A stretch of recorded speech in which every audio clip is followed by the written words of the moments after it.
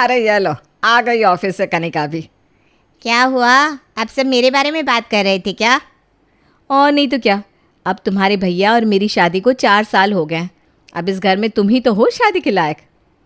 हे भगवान, आप लोगों के पास मेरी शादी के अलावा बात करने के लिए और कोई टॉपिक नहीं है क्या? जब देखो मेरी शादी के बारे में बात करते रहते हो। हाँ तो अब शादी की उम्र हो गई है तो बात तो करेंगे ना। अगर तेरी नज़र में कोई लड़का है तो बता दे, हमें कोई एतराज़ नहीं है। मुझे अभी अपने करियर पर ध्यान देना है बस। ये शादी लड़का मुझे कोई इंटरेस्ट नहीं है इसमें। अरे 24 साल की हो गई हो तुम, अभी तो इंटरेस्ट लेना ही होगा ना। आजकल तो सब लव मैरिज कर रहे हैं। हमें तो कोई एतराज़ नहीं है भाई, अगर कोई लड़का हो तुम्हारी ऑफिस में तो। मेरी ऑफिस में मेरी पसंद का कोई लड़का नहीं है भाभी। तो क्या है तेरी पसंद, बता भी दे, हमें भी तो पता चले कैसा लड़का चाहिए हमारी बहन को। मुझे ऐसा लड़का चाहिए जो मैच्योर हो। आजकल के लड़के तो बहुत ही छपरी लोग पड़े हैं। मुझे ऐसे लड़के के साथ रहना है जो हर बात को बड़ी गहराई के साथ समझता हो, मुझे समझता हो, और जो खुद का बिजनेस करता हो, ना कि किसी और के यहाँ नौकरी करता हो। ओहो, तो तुझे लड़का चाहिए कि दादाजी? गहराई को समझता हो, मैच्योर हो, अपना बिजनेस हो। अब मैंने तो अपनी पसंद बता दी आपको, अब आप ही ढूंढिए मेरे लिए ऐसा लड़का। अगर मिल जाएगा ना तो मैं शादी कर लूँगी। हे भगवान, इस लड़की ने तो हमें मुश्किल में डाल दिया। कहाँ ढूंढेंगे हम इसके लिए ऐसा लड़का? आप लोग सोचिए, मैं जल्दी हूँ। कनिका सबको उलझन में डालकर जैसे ही अपने कमरे की ओर बढ़ती है, वैसे ही उसकी किसी से टक्कर हो जाती है।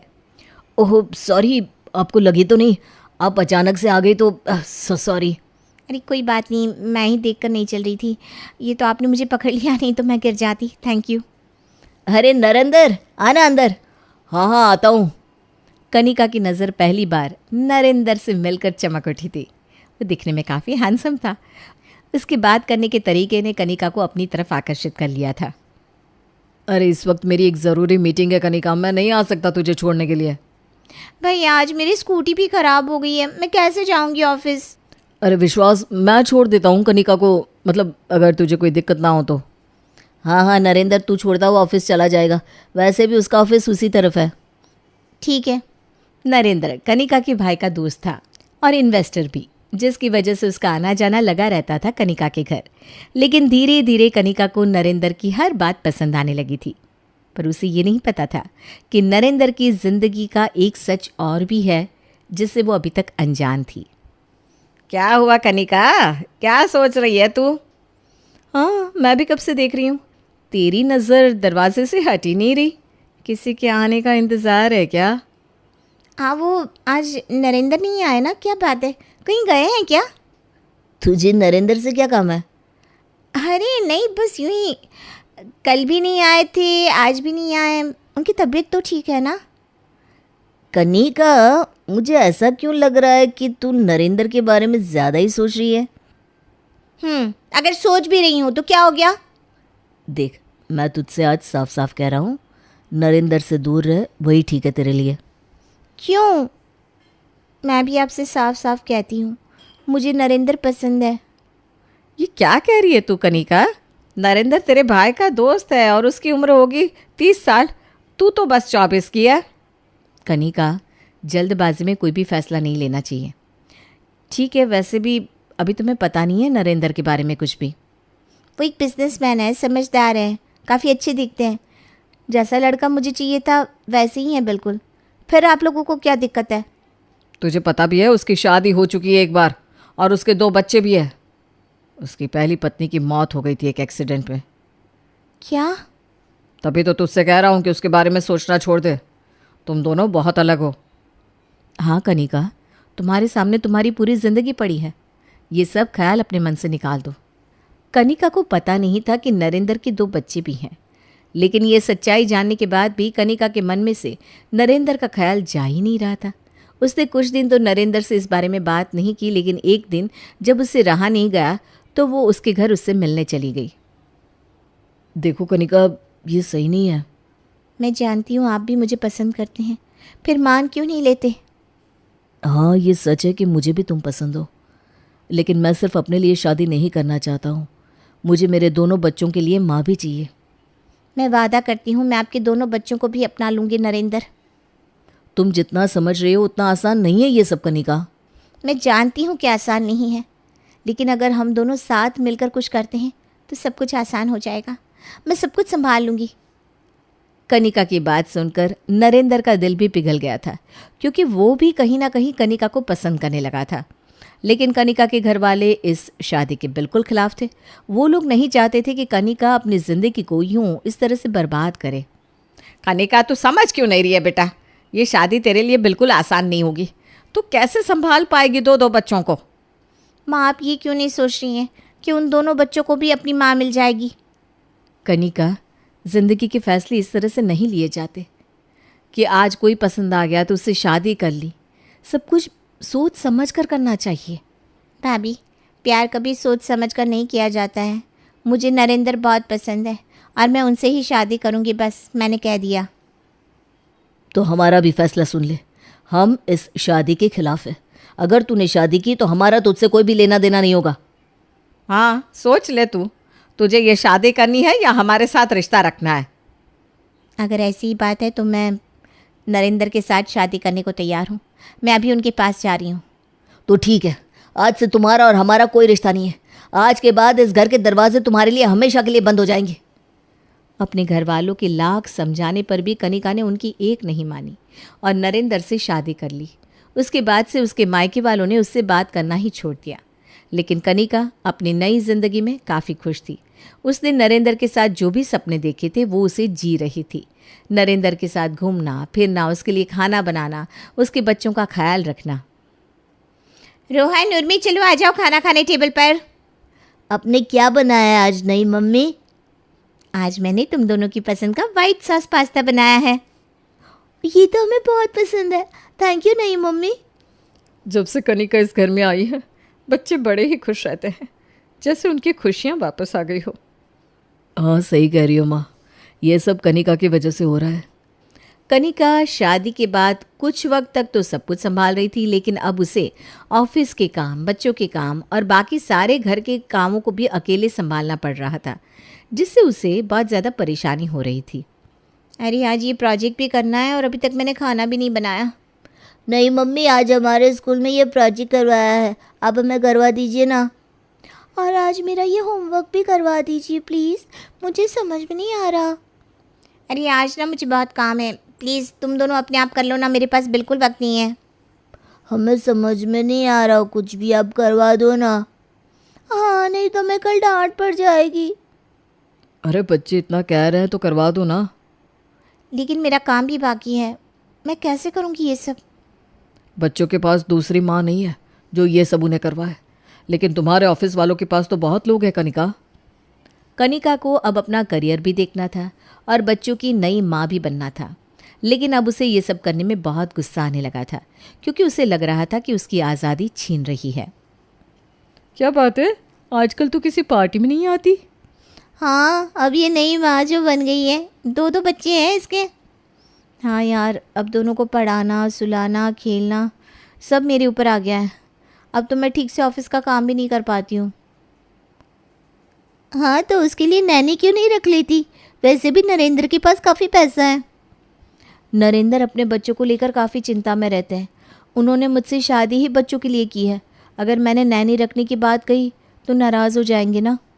ये सब तो ठीक है, लेकिन जब तेरा खुद का बच्चा होगा तब उसे कैसे संभालेगी तू? तुम्हें लगता है कि नरेंद्र कनिका के बच्चे के लिए मानेंगे? मुझे तो लगता है मना ही कर देंगे कि मुझे तीसरा बच्चा नहीं चाहिए भाई। लेकिन ये दोनों बच्चे मेरे नहीं हैं, मुझे अपना बच्चा तो चाहिए होगा ना। लेकिन तुझे लगता है क्या तेरा पति इस बात के लिए राज़ी होगा? मुझे नहीं लगता। तुझे तो ज़िंदगी भर नई मम्मी बन के ही रहना होगा। असल की मम्मी तो तू कभी बन ही नहीं पाएगी। अपनी सहेलियों की बात सुनकर कविता के मन में भी अपने बच्चे को लेकर सवाल उठने लगे। अब उसके मन में भी यही था कि उसकी ज़िंदगी में उसका खुद का बच्चा होना चाहिए। अरे तुमने बच्चों को अभी तक सुलाया नहीं? नहीं, आज मैं बहुत थक गई हूँ। आपकी माँ सुला देगी ना उनको? आजकल तुम बच्चों पर ध्यान नहीं दे रही हो कनिका, क्या हो गया है तुम्हें? अरे कुछ नहीं हुआ मुझे। वैसे भी वो मेरे अपने बच्चे नहीं है जो उनकी सारी जिम्मेदारी मैं उठाती रहूँ। अपने पराए ये सब क्या लेकर बैठ गई हो तुम? सही तो कह रही हूँ मैं। ये आपकी पहली पत्नी के बच्चे हैं, मेरे नहीं। मुझे अपना बच्चा चाहिए आपसे। ये क्या बकवास कर रही हो तुम? मैंने तुमसे पहले ही कहा था कि मेरे बच्चे मेरी ज़िंदगी है, और तुमने ही कहा था कि तुम उन्हें माँ की तरह प्यार करोगी। अब ये सब क्या बकवास कर रही हो तुम? मेरे मायके वाले सही कहते थे कि मेरी ज़िंदगी ख़राब हो जाएगी आपसे शादी करके, लेकिन मैंने उनकी बात नहीं सुनी। अरे ये क्या हो गया तुम्हें? मुझे मेरा अपना बच्चा चाहिए, नहीं तो मैं ये घर छोड़कर जा रही हूँ। देखो कनिका, ये दोनों हमारे ही बच्चे हैं। मैं एक और बच्चा नहीं चाहता हूँ। तो ठीक है, फिर मैं भी ये घर छोड़कर जा रही हूँ अपने मायके वापस। कनिका रोते हुए अपने मायके वापस आ जाती है। उसे पता था कि जब वो अपने मायके वालों को उसकी हालत बताएगी तो वो ज़रूर उसकी मदद करेंगे। और उस तरफ नरेंद्र को भी पता था कि कनिका के घर वाले उनकी शादी को पसंद नहीं करते और वो कनिका को ये शादी तोड़ने को कह देंगे। नरेंद्र, कनिका इस तरह घर छोड़कर चली गई, अब क्या होगा बेटा? उसके मायके वाले तो हमारी शादी के पहले ही खिलाफ थे। अब तो कनिका खुद वहाँ गई है। इस बार वो लोग उसे मेरे पास नहीं आने देंगे। माँ, आपने सही कहा था, ये शादी मुझे नहीं करनी चाहिए थी। मैं ही पागल थी जिसने आपकी बात नहीं मानी। अब तो मैं इस शादी से बहुत परेशान हो गई हूँ। अब मैं वहाँ कभी वापस नहीं जाऊँगी। माँ बाप की बात ना मानने का नतीजा यही होता है। हमने तुझे कितना समझाया था, लेकिन तूने हमारी एक बात नहीं मानी। हमारे बड़े, हमारे माता पिता कभी हमारे बारे में बुरा नहीं सोच सकते कनिका। मैं समझ गई हूँ भाभी कि मैं गलत थी जो मैंने नरेंद्र के साथ शादी कर ली। अब अगर हम कुछ कहेंगे तो मानोगी हमारी बात? हाँ, मैं आपकी बात बिल्कुल नहीं टालूंगी माँ। अगर आप कहेंगी तो मैं कभी वापस नहीं जाऊंगी उस घर में। तू पहले भी गलत थी और आज भी गलत ही है। मैं कुछ समझी नहीं माँ, अब क्या कह रही हैं? मैं ये कह रही हूँ कि तू ये जो घर छोड़कर आई है ना, वो बिल्कुल गलत है। माँ, ये आप क्या कह रही हैं? कनिका, तुमने हमारी बात ना मानकर शादी कर ली, ये गलत था। लेकिन शादी होने के बाद उन बच्चों को, नंदोई जी को और उस घर को इस तरह छोड़कर आना, वो भी बिल्कुल गलत है। शादी कोई गुड्डे गुड्डी का खेल नहीं है जिसे जब मन चाहा खेल लिया और जब मन भर गया तोड़ दिया। यहाँ गलती तुम्हारी है कनिका। उन बच्चों की नई माँ बनने के लिए तुमने हामी भरी थी। नरेंद्र ने तुम्हें मजबूर नहीं किया था। अब जब वो बच्चे फिर से तुम में अपनी माँ को देखने लगे तो तुम उन्हें इस तरह छोड़ आई। शादी के बाद वो तुम्हारी जिम्मेदारी है। नरेंद्र ने तुम पर विश्वास करके पूरा घर और अपने बच्चे तुम्हें सौंपे थे, और तुम हो कि वो सब छोड़कर चली आई। कनिका, अगर तुमने अपना बच्चा कर लिया तो उन दोनों बच्चों की माँ फिर से उनसे छीन जाएगी। जब हम तुम्हें कह रहे थे कि तुम ये सब नहीं कर पाओगी, तब तुम ही नरेंद्र के पास गई थी शादी के लिए, और अब तुम उससे पीछे हट रही हो। हम तुम्हारे इस गलत फैसले में तुम्हारे साथ नहीं है। यहाँ आकर मैंने बिल्कुल सही फैसला लिया। मुझे लगा था कि मेरे मायके वाले कहेंगी कि हाँ हाँ शादी को तोड़ दो, छोड़ दो उस घर को। लेकिन कल भी मेरे मायके वाले मुझे सही राह दिखा रहे थे, और आज भी मुझे सही रास्ता दिखा रहे हैं। आप लोग बिल्कुल सही कह रहे हैं। ये रास्ता और शादी को मैंने चुना था अपने लिए, और अब मुझे ही इसे निभाना चाहिए। और इसीलिए हमने नरेंद्र जी को यहाँ बुलाया था। नरेंद्र, आजा अंदर। मुझे तो लगा था कि आपने मुझे यहाँ कनिका से रिश्ता तोड़ने के लिए बुलाया होगा, लेकिन आपने तो मेरा घर फिर से जोड़ दिया। मुझे माफ़ कर दीजिए, मैं पता नहीं क्या क्या सोच रही थी। नहीं, गलती मेरी भी है। मुझे भी तुम्हें प्यार से समझाना चाहिए था। हमें तो खुशी है कि आप दोनों फिर से एक साथ हो गए। हम आप दोनों की शादी में नहीं आए थे, लेकिन इस बार पूरे रस्मों के साथ और आशीर्वाद से हम अपने ननद नंदोई की शादी करवाएंगे। हाँ, लोग ननद की शादी करवाते हैं, लेकिन हम यहाँ तेरे ननद हो चुके नंदोई की शादी करवाएंगे साक्षी। अरे मैंने तो सोच भी लिया है कि मैं खूब नाचूंगी अपने ननद नंदोई की शादी में। और नाच भी क्यों ना, मेरी बहन और मेरे यार की शादी जो है। और इसमें हमारे दोनों बच्चे भी हमारे साथ होंगे। सास कुंती, पति अभी और देवर कुशल का खाना टेबल पर लगाकर बहू उर्मी जल्दी जल्दी रसोई में जाकर बर्तन साफ करने लगती है। वो भी बर्तन साफ ही कर रही थी कि उसे एक जोरदार आवाज सुनाई देती है। ये कैसी आवाज थी? ऐसा लगा जैसे किसी ने बर्तन जमीन पर दे मारा हो। बाहर आंगन से आई थाली गिरने की आवाज सुनकर उर्मी हाथ को पल्लू से पोंछते हुए बाहर निकल आती है। माँ जी, ये कैसी आवाज थी? कुछ गिरा क्या? ये देखो आ गई महारानी। गिरा नहीं, मैंने दे मारी तेरी थाली जमीन पर। वाह, पड़ा तेरा खाना, जा उठा ले और दफा हो जा मेरी नजरों से दूर। निकम्मी कहीं कि पता नहीं कहाँ से ये कामचोर मेरे पल्ले पड़ गई। अरे तेरे भिखारी बाप से ये सोचकर रिश्ता जोड़ लिया था कि कम से कम उसकी बेटी मेरे कुछ काम की निकलेगी, लेकिन देखो तो 4 आदमी का खाना नहीं बनता इस बेगैरत से। बस ठूस ठूस कर खाने के लिए कह दो महारानी को। ये छोटे घर की लड़कियां सर पर बिठाने के लायक नहीं होती। क्या हुआ माँ जी, खाना सही नहीं बना था क्या? आप इतना नाराज़ क्यों हो रही है? आपने इसे थाली क्यों फेंक दी? अरे नालायक 1000 बार कहा है तुझसे किसी की झूठन मुझे छू ना पाए, लेकिन तू न जाने किस जन्म का बैर है मुझसे। थाली देखी तूने? झूठी थाली में मुझे भोजन दे गई। यही लक्षण सिखाकर भेजा है तेरी माँ ने। माफ़ कर दीजिए माँ जी, आगे से गलती नहीं होगी। मैं अच्छी तरह रगड़ रगड़ के बर्तन धोऊंगी, लेकिन मेरी माँ को बीच में मत लाइए। देख उर्मी, मेरी सहन शक्ति की परीक्षा मत ले। अपनी ये झूठन उठा और चलती बन यहाँ से, कहीं ऐसा ना हो कि मैं कुछ कर बैठूं। सास की गुस्से में चढ़ती बहू को देखकर नई नवेली दुल्हन उर्मी बिल्कुल सहम गई थी। डर के मारे उसकी रुलाई फूट पड़ी थी। घबराते हुए उसने जमीन पर गिरी थाली बटोरी और दौड़कर किचन में चली गई। उर्मी उधर रसोई में खड़ी आंसू बहा रही थी। इधर उर्मी की सास कुंती देवी आंगन में रखी पानी की बाल्टी अपने ऊपर पलटकर गुस्से में बड़बड़ा रही थी। पता नहीं किसकी झूठन छुआ दी मुझे, अपवित्र कर दिया, धर्म भ्रष्ट करके रख दिया इस लड़की ने। इतनी छोटी सी बात के लिए इतना गुस्सा? मेरी समझ में नहीं आ रहा आखिर माँ जी को इतना गुस्सा क्यों आया।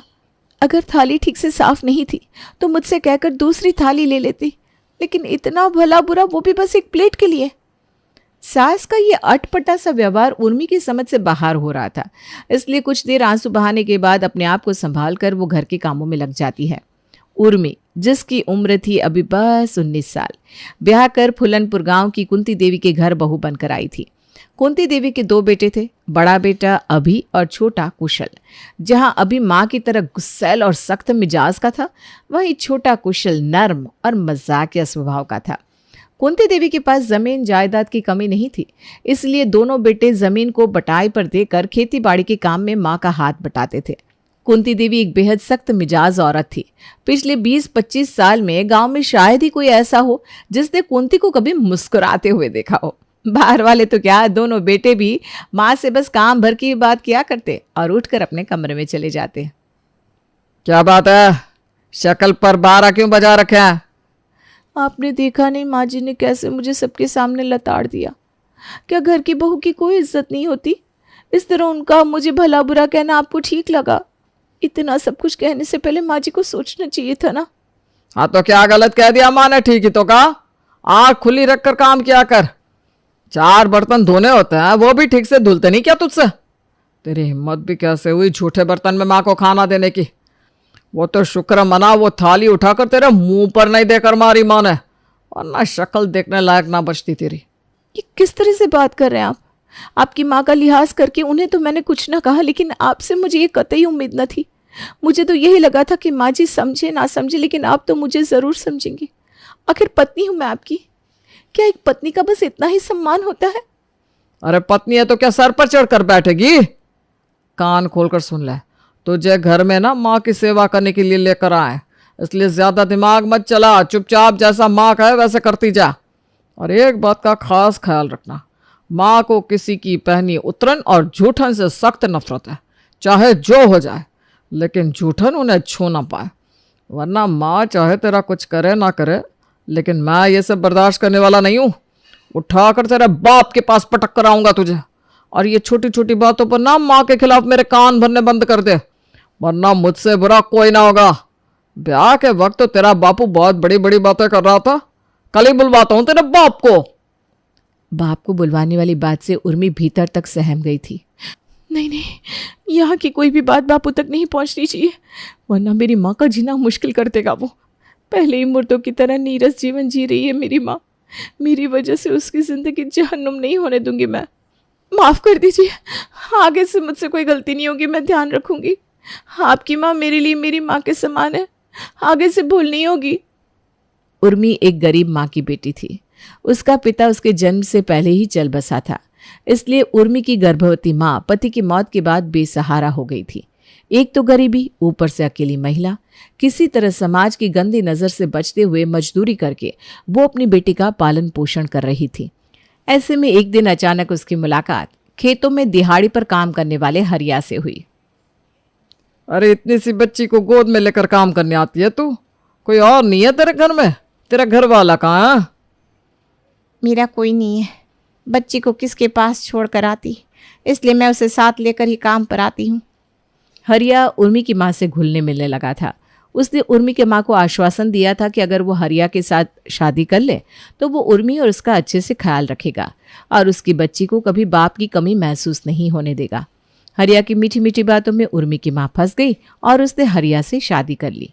शादी के बाद कुछ दिन तक तो हरिया उर्मी और उसकी माँ के साथ बहुत अच्छे से बर्ताव कर रहा था, लेकिन कुछ ही दिनों में उसके तेवर बदलने लगे। सुनो, घर में कुछ भी खाने के लिए नहीं है, बच्ची भी भूख से रो रही है। हफ्तों से तुम काम पर भी नहीं गए हो। देखो ना, कोई काम मिल जाए तो घर में 4 पैसे आएंगे। इस तरह से पूरा पूरा दिन बिस्तर पर पड़े रहने से घर तो नहीं चलेगा ना। अरे तुझे बेसहारा समझकर जरा सा सहारा क्या दिया? तू मेरे सर पर बैठने लगी? तेरी हिम्मत कैसे हुई मुझे ये सब कहने की? मैं चाहे काम करूं या अपने घर में पड़ा रहूं, तू मुझे बोलने वाली कौन है? और ज्यादा ही अपनी बच्ची पर प्यार टपक रहा है ना, तो जा जाकर हाथ पैर चला और 4 पैसे कमा कर ला। मैंने कोई सारी जिंदगी तुम दोनों माँ बेटी को बिठाकर खिलाने का जिम्मा नहीं उठाया। हरिया की बात सुनकर वो अंदर तक टूट गई थी, इसलिए उसी दिन से वो वापस मजदूरी पर जाने लगती है। पूरा दिन कमर तोड़ मेहनत करने के बाद सुमित्रा जो चंद रुपए कमा कर लाती, हरिया वो भी उससे छीन लेता और उसकी मेहनत की सारी कमाई दारू पीकर उड़ा देता।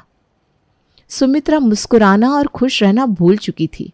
उसे तो याद भी नहीं था कि कब आखिरी बार उसने भरपेट खाना खाया था या खुलकर हंसी थी। बस एक जिंदा लाश बनकर जीने लगी थी। जिंदगी ने दूसरी बार धोखा दिया था उसे। एक दिन उर्मी की माँ सुमित्रा खेतों से मजदूरी करके लौटती है तो नन्ही सी उर्मी दौड़कर अपनी माँ के पास आती है। माँ, 1 रुपया दो ना, मुझे अपने लिए गुब्बारा लेना है। इधर देखा, कितना पैसा कमा कर ला। यह सुबह से इंतजार कर रहा हूं तेरा। खबरदार जो इस उर्मी के हाथ में पैसा दिया तो। अरे बच्ची है, 1 रुपया ले लेगी तो क्या चला जाएगा? सारा पैसा तो तुम छीन ही लेते हो। कभी तो मेरी बच्ची को भी उसके मन का कर लेने दिया करो। सुमित्रा की बात सुनकर हरिया को गुस्सा आ जाता है और वो सुमित्रा को एक चांटा मार देता है। जुबान लड़ाती है मुझसे? अरे अगर मैंने रहम ना किया होता तेरे ऊपर तो पता नहीं कहाँ पड़ी होती तू आज इस बच्ची को लेकर। एहसान मान मेरा कि मैंने तुझसे शादी करके जिंदगी संवार दी तेरी, और तुझे ये 4 पैसे देने में भी मौत आती है। ला इधर। हरिया की मार खाकर सुमित्रा इतनी कठोर हो गई थी कि अपनी नन्ही सी बच्ची उर्मी को देखकर भी अब उसके चेहरे पर मुस्कुराहट नहीं आती थी।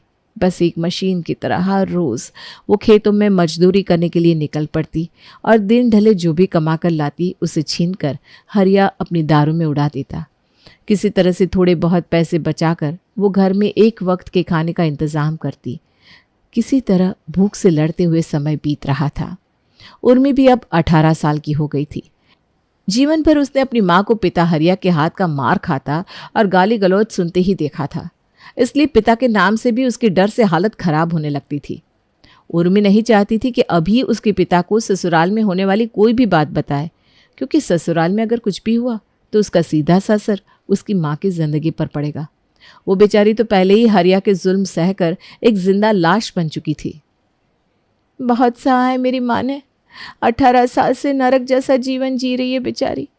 मैं नहीं चाहती मेरे कारण अब उसे कोई भी तकलीफ सहनी पड़े, इसलिए ससुराल में होते बुरे व्यवहार को मैं कड़वा घूंट समझकर पी लूंगी। वैसे भी इस घर को छोड़कर जाने के बाद सर छुपाने के लिए मेरे पास कोई और छत भी तो नहीं है। पति के बिना वैसे भी एक औरत का जीवन कितना कठिन होता है, यह उसने अपनी माँ को देखकर ही सीख लिया था। उर्मी अपने ख्यालों में खोई हुई थी कि तभी अभी की तेज आवाज से जैसे वो वापस अपने वर्तमान में लौट आती है। अरे अब वहां पर भूत बनकर खड़ी रहेगी या फिर कुछ बोलेगी भी? इधर आ, पैरों में बहुत दर्द हो रहा है, मालिश कर दे। अभी तेल लेकर आती हूँ। उर्मी रसोई में जाकर सरसों का तेल पकाने लगती है। अब ठीक तो हो ना भाभी? माँ की बातों का बुरा मत मानना, उनकी बातों को दिल से मत लगाया करो, मन की बुरी नहीं है वो। अरे लल्ला जी, आप रसोई में क्या कर रहे हो? किसी चीज़ की ज़रूरत थी तो मुझे आवाज़ लगा लेते। अरे नहीं, मुझे कुछ नहीं चाहिए था। वो तो मैंने आपको रसोई में देखा तो आपका हाल चाल पूछने के लिए यहाँ चला आया। आज दोपहर में जो कुछ भी हुआ मुझे पता है। आपको बुरा तो लगा ही होगा। अभी आप नई नई हो ना इस घर में, थोड़े दिन में आप समझ जाओगे कि माँ जितनी कठोर दिखती है वैसी है नहीं। अरे नहीं नहीं, मुझे उनकी किसी बात का बुरा नहीं लगा। गलती तो मेरी थी ना, मुझे ध्यान रखना चाहिए था। और वैसे भी वो मेरी माँ के समान है, अगर कुछ कह भी दिया तो क्या फ़र्क पड़ जाएगा। वैसे भाभी, एक कप चाय मिल सकती है क्या? अभी मैं आपके भैया के पैरों की मालिश कर दूँ, फिर आकर आपके लिए चाय बनाती हूँ। आप थोड़ा इंतज़ार कर लोगे ना? अरे हाँ, कोई परेशानी नहीं है, मैं यहीं बरामदे में बैठकर आपका इंतजार कर रहा हूँ। आप आराम से अपने पति की सेवा करके आओ भाभी जी। चुप बदमाश। पति के पैर दबाने के कुछ देर बाद, मैंने ज्यादा देर तो नहीं लगाई ना? अरे नहीं भाभी, अब बस आप जल्दी से चाय पिला दो, ज्यादा वेट मत कराओ। उर्मी जल्दी से अपना पल्लू समेटते हुए रसोई की तरफ जाती है और एक कप चाय बनाकर कुशल के हाथ में थमा देती है। अरे भाभी, बस एक ही कप चाय लेकर आई हो क्या? अपने लिए नहीं बनाई? खाना खाने के बाद मेरी चाय पीने की इच्छा नहीं होती। पीकर बताओ कैसी बनी है। अरे माफ़ करना, मैं तो चाय में चीनी डालना ही भूल गई थी। माँ जी को मत बताना, वरना फिर से 10 बातें सुनने को मिलेगी मुझे। पता नहीं मेरा भी दिमाग कहाँ रहता है, कैसी इतनी बड़ी बड़ी गलतियाँ हो जाती हैं मुझसे। अरे भाभी, शांत हो जाओ। आपने इतने प्यार से बनाई है, चीनी की ज़रूरत ही नहीं है, वैसे ही मीठी हो गई होगी। और मैं कुछ नहीं बताने वाला माँ को, आप परेशान मत हुआ करो। 4 लोगों के इस परिवार में एक कुशल ही था जो उर्मी से थोड़ा इज्जत और प्यार से बात किया करता था। उर्मी भी प्यार के 2 बोल सुनने के लिए बचपन से तरसी थी। पहले हरिया जैसा सौतेला बाप, और अब ससुराल में भी उसे पति और सास से सिर्फ ताने ही सुनने को मिल रहे थे। जब देवर कुशल भाभी कहकर उसके साथ हंसी मजाक करता या उसका हालचाल पूछ लेता तो वो फूलों की तरह खिल उठती। उर्मी के मन में देवर कुशल के लिए कोई मैल नहीं था, बस 2 पल का ये मान सम्मान और देवर भाभी का रिश्ता उसे अच्छा जरूर लगता था। कुछ दिन बाद, अभी मैं सोच रही हूँ कि कुछ व्यापार के बारे में सोचा जाए। खाली खेती के भरोसे कब तक बैठे रहेंगे? और वैसे भी अब तुम दोनों भाई जवान हो गए हो, एक खेती संभालना और एक व्यापार का काम देख लेना। आमदनी बढ़ेगी और धीरे धीरे व्यापार में पकड़ भी मजबूत हो जाएगी। बात तो तुम्हारी सही है माँ। ठीक है, मैं व्यापार का काम देख लेता हूँ। छोटा यहाँ गांव में रहकर घर और खेती बाड़ी देख लेगा। नया नया व्यापार जमाना था, इसलिए व्यापार के सिलसिले में अब अभी को शहर जाकर रहने की जरूरत पड़ने लगी थी। सुनिए ना, आप लल्ला जी को बोल दो ना, ये व्यापार का काम वो देख ले। यहाँ मैं आपके बिना कैसे रहूंगी? अब क्या तेरे लिए मैं चूड़ियां पहनकर घर में बैठा रहूंगा? लुगाई के पल्लू से बंधकर घर में बैठने वाला आदमी नहीं हूं मैं। और तू अकेली क्यों है? यहाँ घर है अपना, माँ है, छोटा है। तेरी जिम्मेदारी तो पूरे परिवार के लिए है। तू अपनी जिम्मेदारी निभा और मुझे मेरी निभाने दे। उर्मी की शादी को अभी 6 महीने ही बीते थे। उतने दिनों में अभी तो वो दोनों पति पत्नी के बीच सहजता पनप भी नहीं पाई थी कि उससे पहले ही अभी के शहर जाने की बात बीच में आ गई, जिसके कारण वो थोड़ी बेचैनी सी महसूस कर रही थी। मैं भी बिना बात ही अपना खून जला रही हूँ। उन्हें मेरी किसी भी बात से कोई फर्क नहीं पड़ता। मेरे कहने से अभी यहाँ रुकने वालों में से नहीं है। उनके लिए तो उनकी माँ की बात पत्थर की लकीर की तरह है। उर्मी ने हालात से समझौता कर लिया था। अभी शहर चला गया था। घर में अब बस उर्मी और उसकी सास ही रहते थे। दिन भर खेतों में रहने के बाद दिन ढले कुशल घर लौट आता तो अम्मा और उर्मी की जान में जान आती। उर्मी, कुशल आ गया है, गरम रोटी सेक देना उसके लिए। मैं अपने कमरे में आराम करने जा रही हूँ। जी माँ जी, अभी बना देती हूँ। कुशल को चूल्हे पर गरम गरम रोटियां खिलाने के बाद उर्मी अपने कमरे में लौट आई थी। कुछ ही देर बीती होगी कि उसके दरवाजे पर आहट हुई। कौन? भाभी, मैं हूँ। अरे लल्ला जी, आप? कुछ चाहिए था क्या? कुशल ने एक नज़र उर्मी की ओर डाली और उसे घूरने लगा। नहीं, कुछ नहीं। इतना कहकर कुशल लौट जाता है। ये लल्ला जी को आज क्या हुआ है?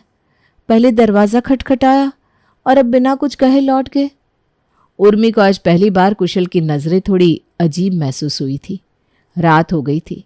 इस समय उसने कुशल से कुछ भी पूछताछ किए बिना दरवाज़ा बंद किया और सोने चली गई। बात आई गई हो गई थी। जब से अभी शहर गया था, अम्मा जी भी थोड़ी नरम पड़ गई थी। पूरा पूरा दिन वो बस अपने कमरे में बैठकर माला जपती रहती। उर्मी को भी घर के कामों के लिए फटकार न के बराबर लगाती, या फिर शायद उर्मी अब सभी काम सीख गई थी और सास कुंती को भी उस पर भरोसा हो चला था। इसलिए घर की जिम्मेदारियां उर्मी पर छोड़ वो दिन दिन भर मंदिर में बैठकर बस भजन सुना करती थी। अरे माँ, आज तो बहुत थकान हो गई है, सर दर्द कर रहा है, थोड़ा सर में तेल लगा दो ना। अरे बेटा, मेरा तो सोने का समय हो गया है। अब अगर मैं सोने नहीं गई तो फिर रात भर मुझे नींद नहीं आएगी। तो ऐसा कर, अपनी भाभी से तेल लगवा ले। ए बहू, कुशल को थोड़ा सर की मालिश करवानी है, तू कर देगी ना? ठीक है माँ जी, मैं लल्ला जी की मालिश कर देती हूँ, आप सो जाइए। कुंती सोने चली गई थी और इधर कुशल जमीन में बैठकर भाभी से बालों में तेल लगवा रहा था। इधर नहीं, यहाँ तेल लगाओ ना अच्छे से, थोड़ा अच्छे से मसाज करो ना, सर में बहुत दर्द हो रहा है।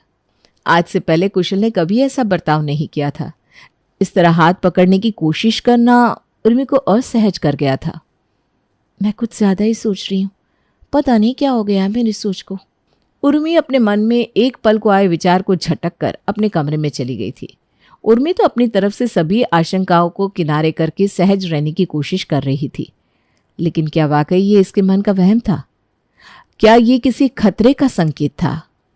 क्या मोड़ लेगी उर्मी की जिंदगी? देखिए अगले भाग में। पिछले भाग में आपने देखा कि उर्मी एक गरीब लड़की है जो शादी करके एक बड़े घर की बहू बन जाती है। ससुराल में उसे देवर के अलावा किसी से भी खास सम्मान नहीं मिलता, जिसके कारण वो बेचारी बुझी बुझी सी रहती है। ससुराल में मिलता अपमान और तिरस्कार भी वो हंसकर बर्दाश्त कर रही थी, क्योंकि वो नहीं चाहती थी कि उसके मायके को ससुराल के बारे में भनक भी लगे। उसका सौतेला बाप उर्मी की माँ का जीना मुश्किल ना कर दे, इसी डर से उर्मी ससुराल में हर बात को चुपचाप बर्दाश्त कर रही थी। कुछ समय के बाद उर्मी का पति काम के सिलसिले में शहर चला जाता है। ऐसे में अकेली भाभी को देखकर उसका देवर अब थोड़ा अजीब बर्ताव करने लगा था। अब आगे। भाई की अनुपस्थिति में अकेली जवान भाभी को देखकर कुशल की नीयत खराब होने लगी थी। कुशल अब भाभी उर्मी के करीब जाने के नए नए बहाने ढूंढने लगा था। एक दिन, अरे उर्मी, जरा एक गिलास ठंडा पानी तो पिला। अभी लाई माँ जी। उर्मी जब पानी का ग्लास सास को पकड़ाने लगी तो उसने महसूस किया कि सास कुंती के हाथ कंप कपा रहे हैं। क्या बात है माँ जी, आप ठीक तो है ना? डॉक्टर को बुलवा दूं क्या? अरे नहीं नहीं, डॉक्टर की ज़रूरत नहीं है, बस ऐसे ही घबराहट हो रही है। माँ जी, ऐसे अचानक कैसे घबराहट होने लगी आपको? कुछ तो ज़रूर हुआ है। मेरी सहेली है निर्मला, सहेली क्या मेरी बहन से भी बढ़कर है मेरे लिए। उसके बेटे का भी फ़ोन आया था, कह रहा था कि निर्मला की तबीयत ठीक नहीं है, बार बार मुझे याद कर रही है। पता नहीं कल सुबह का सूरज देख पाएगी भी या नहीं। इतना कहते हुए कुंती की आवाज़ डबडबाने लगी थी। अरे माँ जी, ये तो बहुत बुरी खबर है। आपको याद करिए मासी जी, तो जाइए ना, उनसे मिलकर आइए। क्या पता आपसे अपने दिल की कुछ बात कहना चाहती हो। कुंती ने आज तक बहू उर्मी से अपने दिल की बात नहीं कही थी, लेकिन ऐसे नाजुक समय में बहू की सहानुभूति से जैसे उसके अंदर का लावा पिघलने लगा था। दिल तो मेरा भी चाहता है कि मैं उसे जाकर देख कर आऊँ, लेकिन क्या बताऊँ, इंसान हर समय अपने मन की भी तो नहीं कर सकता ना। ऐसे कैसे जाऊँ, इतनी रात गए और तू भी घर में अकेली है, ऐसे कैसे तुझे यहाँ छोड़कर चली जाऊँ। अरे माँ जी, आप मेरी चिंता क्यों करती हैं? मैं संभाल लूँगी यहाँ। और वैसे भी अपने घर में डर किस बात का? आप चिंता छोड़िए और जाइए अपनी सहेली से मिलकर आइए। आप जब तक उनसे मिल नहीं लेंगी, आपके मन को सुकून नहीं मिलने वाला। बहू की बात सुनकर कुंती की थोड़ी हिम्मत बनी और वो बेटे कुशल को आवाज़ लगा देती है। क्या हुआ माँ? बेटा, निर्मला की हालत सही नहीं है, पता नहीं सुबह तक क्या से क्या हो जाए। तू जा, निकाल अपनी मोटरसाइकिल, मुझे निर्मला के घर तक ले चल। माँ की बात सुनकर कुशल झटपट अपनी मोटरसाइकिल निकालता है और माँ के साथ जाने को तैयार हो जाता है। माँ जी, बाहर ठंड बहुत है, आप ये शॉल लेती जाइए और आप भी कुछ गर्म कपड़े डाल लो लल्ला जी। ठीक ही कह रही है ये, जा जैकेट पहन कर आ। दिसंबर की सर्द रात में कुंती और उसका बेटा कुशल बाइक से बीमार निर्मला के घर की ओर निकल जाते हैं। कुंती और कुशल के जाने के बाद बहू उर्मी की आंखों से नींद दूर भाग गई थी। पता नहीं निर्मला मौसी किस हाल में होंगी। कहीं ऐसा ना हो कि माँ जी के पहुँचने से पहले कुछ ऊंच नीच हो जाए। माँ जी को देखकर लगता है उनका निर्मला मौसी के साथ बहुत प्रेम है। ऐसा अनर्थ ना करना भगवान, दोनों सहेलियों को आखिरी बार मिलने का मौका ज़रूर देना। निर्मला, मैं हूँ कुंती, दरवाज़ा खोल। कुंती की आवाज़ सुनकर निर्मला का बेटा अभय दरवाज़ा खोल देता है। काकी जी, आपके ही इंतजार में पूरे दिन से बड़बड़ा रही है अम्मा। ऐसा लगता है आपको देखने के लिए प्राण अटके इनके। अभी तो 100 साल जिएगी तू देखना, बड़े मक्कार है, सुबह तक उठ बैठेगी। हाँ। कुछ देर तक सहेली के सर पर हाथ फेरने के बाद, रात काफ़ी हो गई है माँ, आप रुको मासी के पास, मैं निकल जाता हूँ। अच्छा ठीक है, तू जा, मैं सवेरे आ जाऊंगी बेटा। कुंती को निर्मला के घर छोड़कर कुशल वापस घर के लिए निकल गया था। आज घर में उसके और उर्मी के अलावा कोई नहीं था।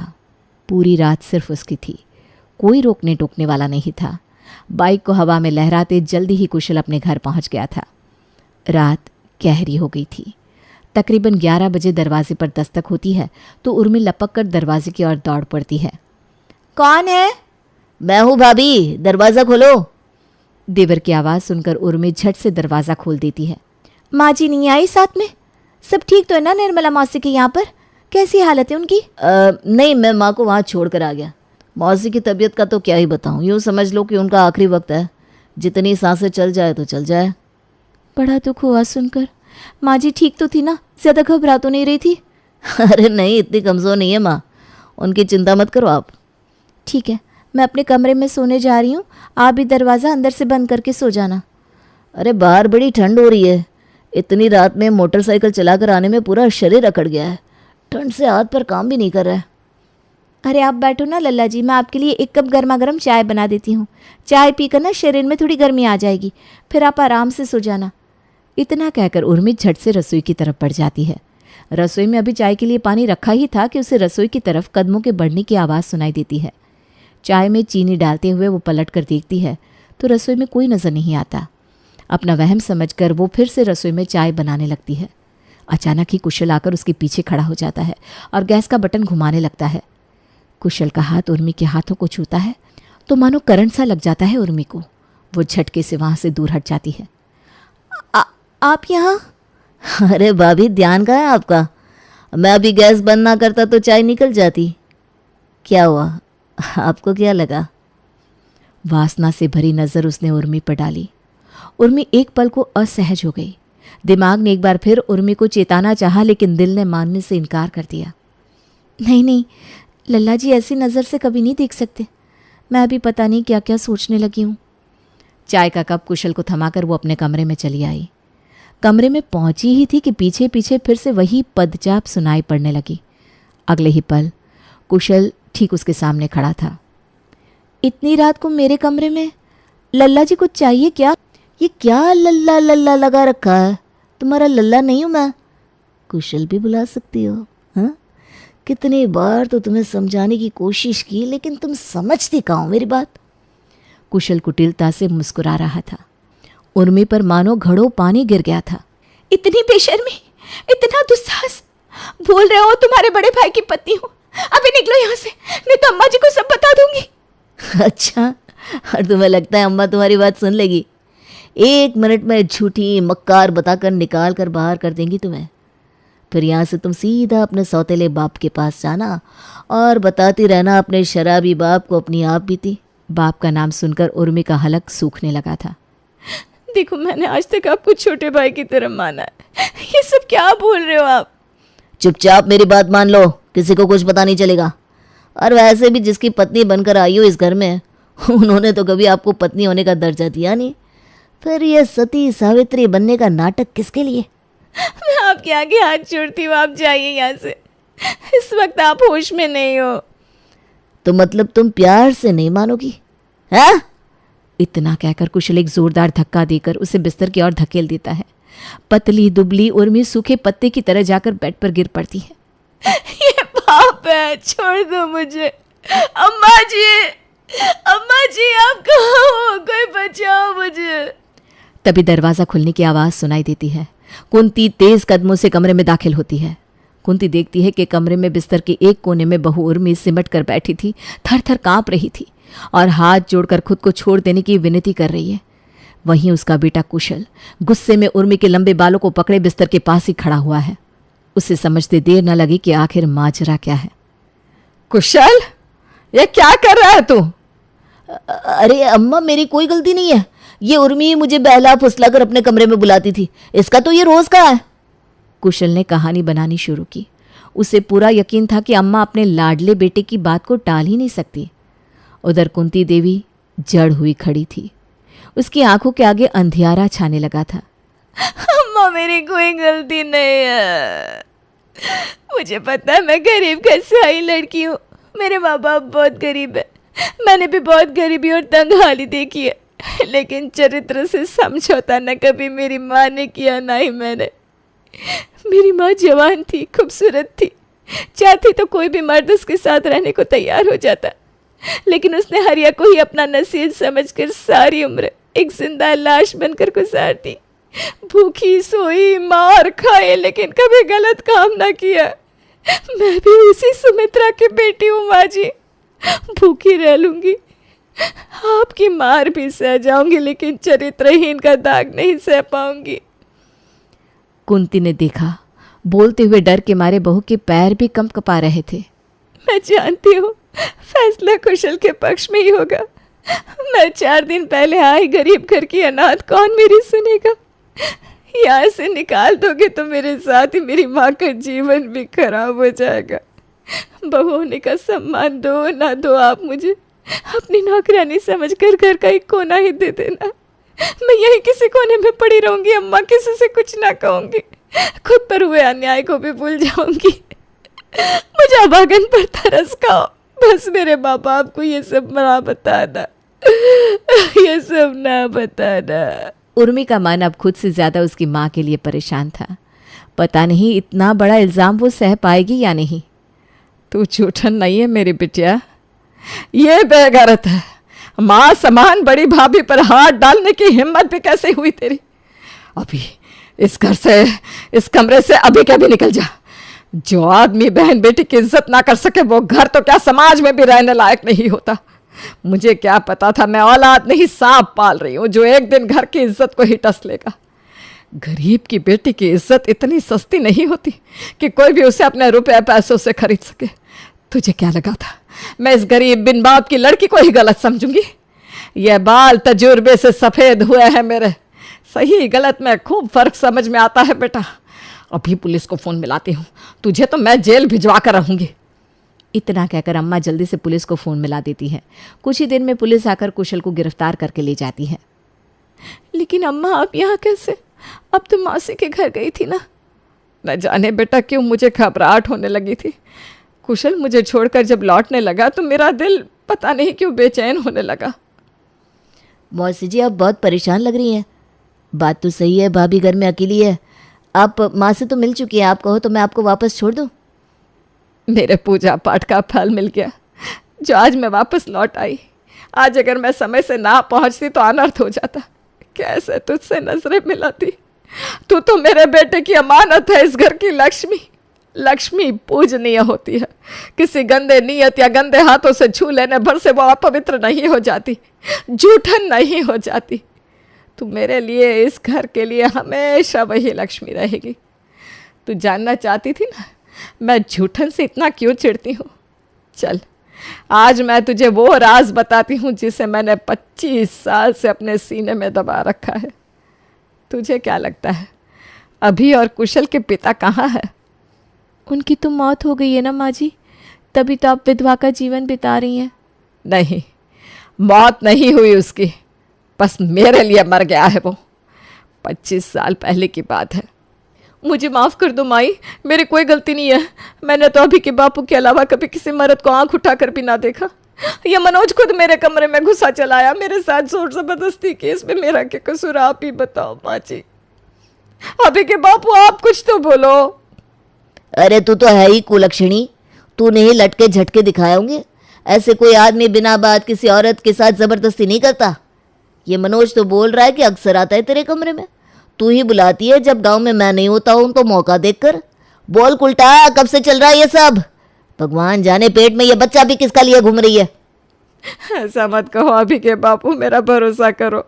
माई आप तो औरत हो, समझती हो सब। ऐसा अन्याय ना करो मेरे साथ। मैंने कभी इसको अपने कमरे में नहीं बुलाया। आपकी आंखों के सामने एक बेटे ने मेरे साथ दुराचार किया और दूसरा मेरे चरित्र पर उंगली उठा रहा है। आप सब चुपचाप देखती रहेंगी क्या माँ जी? चुप कर, तेरे जैसी औरत मेरे सामने आवाज ऊंची करेगी अब? तुझे क्या लगता है मुझे मेरे बेटों के खिलाफ भड़का सकती है तू सच बोले या झूठ, किसी की झूठन इस घर की लक्ष्मी नहीं बन सकती। तू एक झूठन है बस, इससे ज़्यादा तेरी कोई औकात नहीं। कल सुबह होते ही इस कुलक्षणी को पूरे गांव में काला मुंह करके घुमाना, फिर उठाकर यहाँ से बाहर फेंकवा देना। पता तो चले इस कलंकनी को कि बदचलनी का क्या परिणाम होता है। कुंती की सास ने अपना फैसला सुना दिया था। सास के शब्द उसकी आत्मा को घायल कर रहे थे। कुंती रोती चिल्लाती रही, किसी ने उसकी एक ना सुनी। सारा कुनबा खड़ा उसे झूठन बुला रहा था और वो असहाय सी घुटनों में मुंह छुपाए नीचे बैठी थी। बड़े घर की बहू थी, गहनों की कोई कमी नहीं थी। कमरे में आकर उसने अपने सारे गहने एक पोटली में बांधे और 2 साल के अभी को गोद में उठाकर आधी रात ही वहाँ से भाग निकली। अपनी सहेली निर्मला की मदद से सारा जेवर बेचकर यहाँ गांव में ज़मीन खरीदी और वहीं खेती बाड़ी करने लगी। अकेले ही 2 साल के अभी और अपने अजन्मे बच्चे के लिए सहारा बनी। दोनों को पाला पोसा। पति के होते हुए भी जीवन भर विधवा का जीवन बिताया। पति, ससुराल, मायका सब पीछे छूट गया था। अगर नहीं छूटा था तो वो था झूठन का दाग, जो उसके दामन को कलंकित कर गया था। गलती ना होने पर भी सारा जीवन खुद को ही दोषी समझकर दंड देती रही थी कुंती। आज भी झूठन देख उसे अपने कानों में वही झूठन वाली आवाज़ सुनाई देने लगती थी और वो विचलित हो जाती थी। दशक बीत गए, लेकिन लोगों की वो झुलसती नज़र और ताने आज भी उसे अपने कानों में सुनाई पड़ते थे। निर्मला बहुत खास है मेरे लिए। उसने तब भी अपनी दोस्ती निभाई थी, आज भी निभाई। उसने ही मुझे आश्वासन दिया कि मुझे लौट जाना चाहिए। जो तकलीफ़ और दर्द मैंने 25 साल पहले बर्दाश्त किया, उस दर्द से तुझे नहीं गुजरने दूंगी। तुझे ये घर छोड़कर जाने की कोई ज़रूरत नहीं है बेटा। तू पूरे हक और अधिकार से इस घर में रहेगी। जिसने पाप किया है सज़ा भी उसी को मिलेगी। मुझे माफ़ कर दे उर्मी, शायद मेरी ही परवरिश में कमी रह गई जो आज ये इतने बड़े पाप का ख्याल अपने मन में लाया। आपने तो आज मेरी माँ होने का फ़र्ज़ निभाया है माँ जी। आप माफ़ी मांगकर मुझे शर्मिंदा मत कीजिए। लेकिन अभी उनसे कैसे नज़र मिलाऊंगी मैं? क्या वो मेरा स्वीकार करेंगे? अरे बेटा, गलती मेरी है जो मैंने अपने बेटे पर ज़रूरत से ज़्यादा भरोसा किया। ना मैं अभी को शहर जाने को कहती, ना ये दिन देखने को मिलते। अभी को मैं वापस गांव बुला लेती हूँ। अभी गांव आए और अपनी अमानत को खुद संभाले। अब इन बूढ़ी हड्डियों में इतनी ताकत नहीं बची कि वो इतना सब एक साथ संभाल सके। कोई बात नहीं, थोड़ी कमाई कम होगी तो चलेगा, लेकिन घर की बहू बेटियां सुरक्षित ना रहे ये मुझे मंजूर नहीं। सास की बात सुनकर उर्मी कुंती को गले से लगा लेती है और फिर दोनों फूट फूट कर रोने लगती हैं। आपने इतना कुछ झेला माँ जी, कभी किसी से अपना दुख दर्द बांटा तक नहीं। क्या आपकी इच्छा नहीं हुई कि आप जाकर अपने गुनहगार को सज़ा दिलवाती, अपने पति से झिझोड़ कर पूछती कि आपके प्यार और समर्पण का ऐसा सिला क्यों दिया उन्होंने? चाहने से सब हासिल नहीं होता बेटा। वो बड़े लोग थे, पैसा, रुतबा, पावर सब था उनके हाथ। उस समय अगर मैं उनके हाथ आ जाती तो पता नहीं क्या करते मेरे साथ। मुझे उस समय अपने बच्चों की जान बचाना ज़्यादा ज़रूरी लगा, इसीलिए अतीत की उन काली परछाइयों को पीछे छोड़ मैं यहाँ चली आई। आज तेरी रक्षा करके मुझे कितना सुकून मिला है मैं बता नहीं सकती। ऐसा लग रहा है भीतर जो बरसों से आग जल रही थी ना, वो शांत हो गई है।